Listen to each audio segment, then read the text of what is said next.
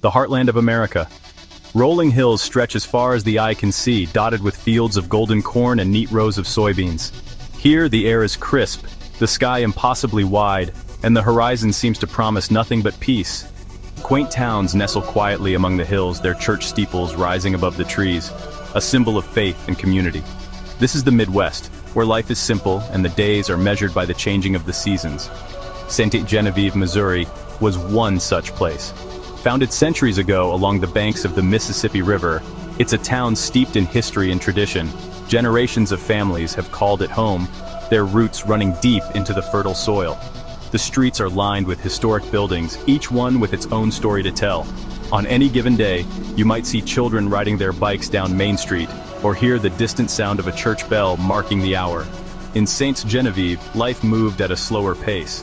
Neighbors greeted each other by name, stopping to chat on front porches or at the local diner. People looked out for one another, and a sense of trust bound the community together. It was the kind of place where everyone knew your story, and secrets were hard to keep.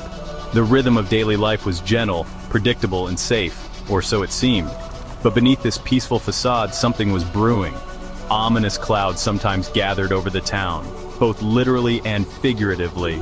At night, the streets could feel eerily quiet, the silence broken only by the distant bark of a dog or the hum of a passing car.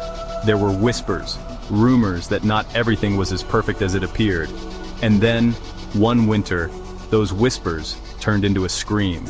In December of 2018, the unthinkable happened. The town awoke to the flashing lights of police cars and the wail of sirens piercing the night. A family home, once filled with laughter and warmth, was now the center of a crime scene. Yellow tape fluttered in the cold wind, marking the boundary between the ordinary and the unimaginable.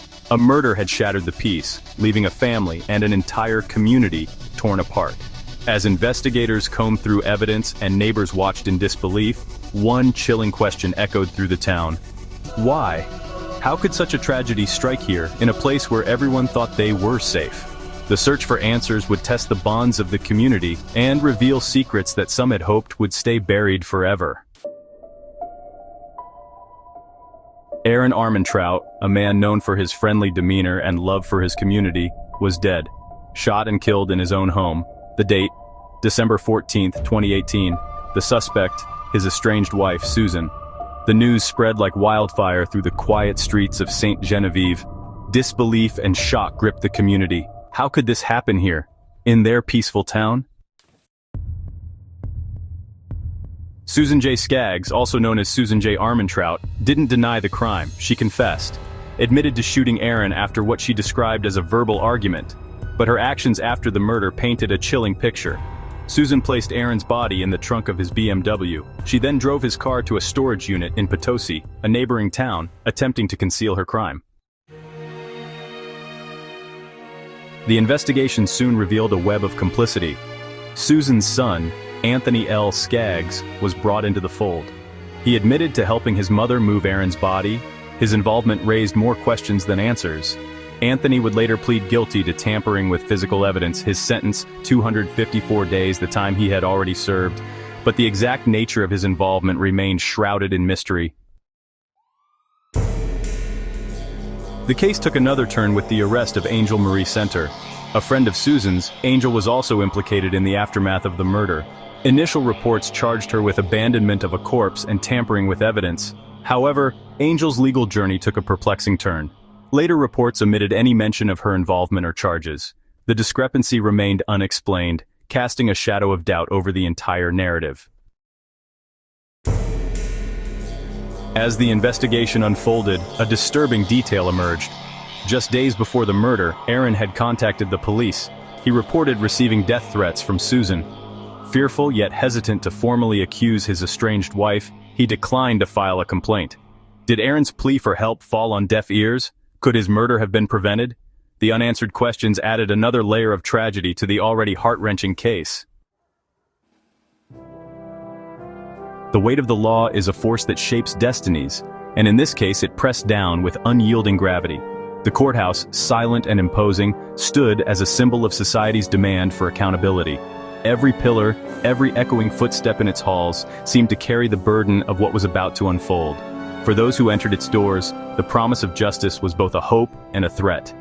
In April 2020, Susan J. Skaggs, a name that would soon be etched into the annals of local history, faced the consequences of her actions. The world watched as she was led into the courtroom, her wrists bound in cold steel, her face a mask of resignation and fear.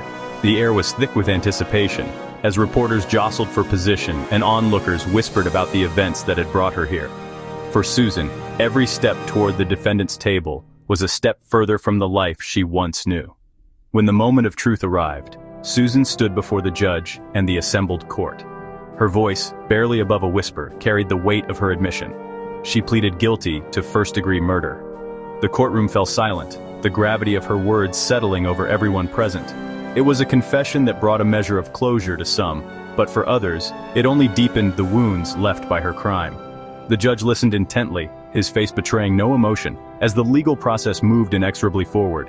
The court showed no leniency, sentencing her to life in prison without the possibility of parole. The sentence was swift and uncompromising, a reflection of the severity of her crime. As the judge's gavel struck, the finality of the decision echoed through the room. Susan was led away, her fate sealed by the very system she had tried to evade.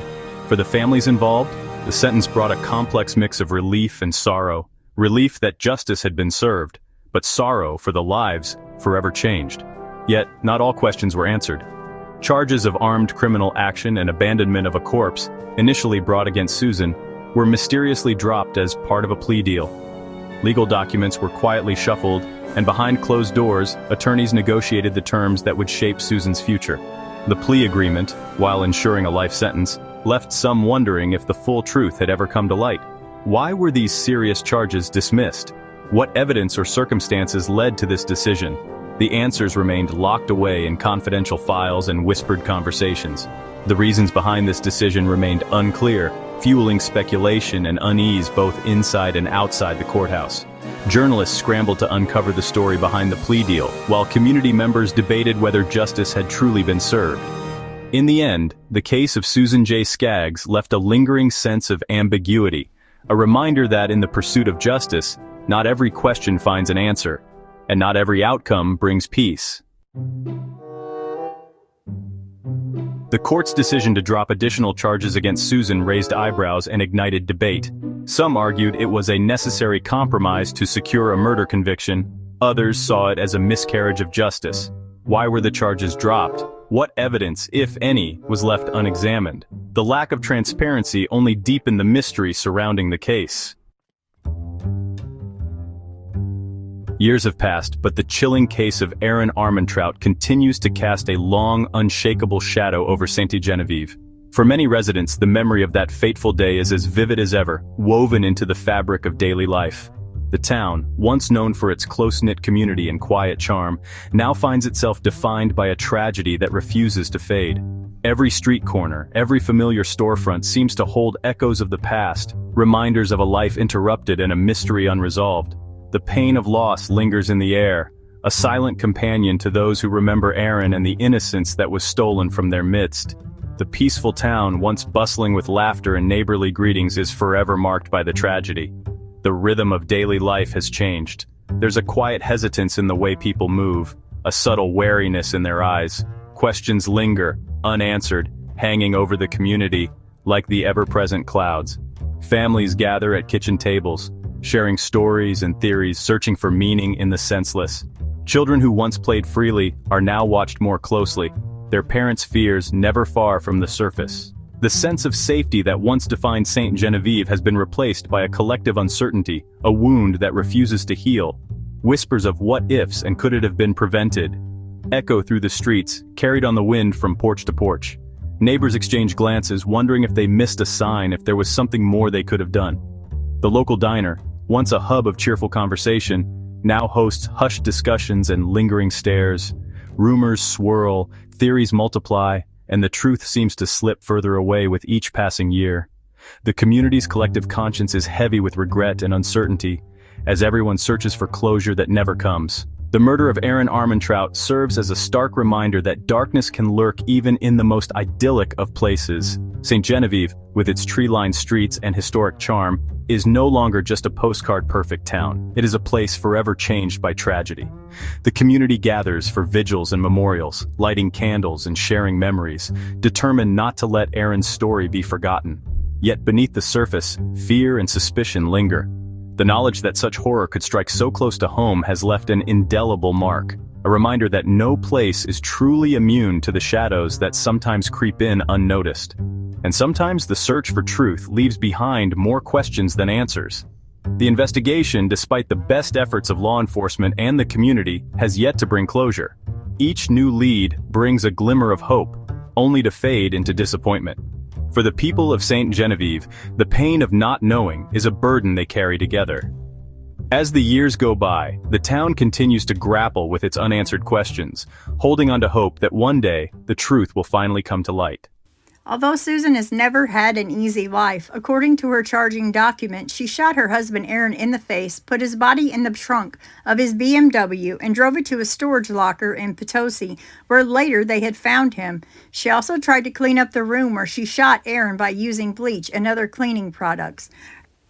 Susan was charged with first-degree murder and armed criminal action and abandonment of corpse in connection. Her friend there, Angel Center, was also arrested and charged in this case.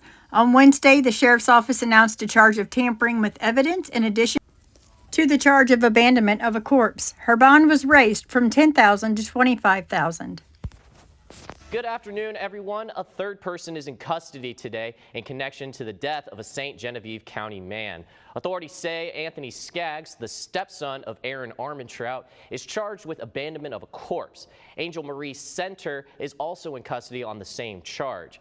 Aaron Armantrout's wife, Susan, is in jail for first-degree murder. Investigators say she confessed to shooting and killing her husband.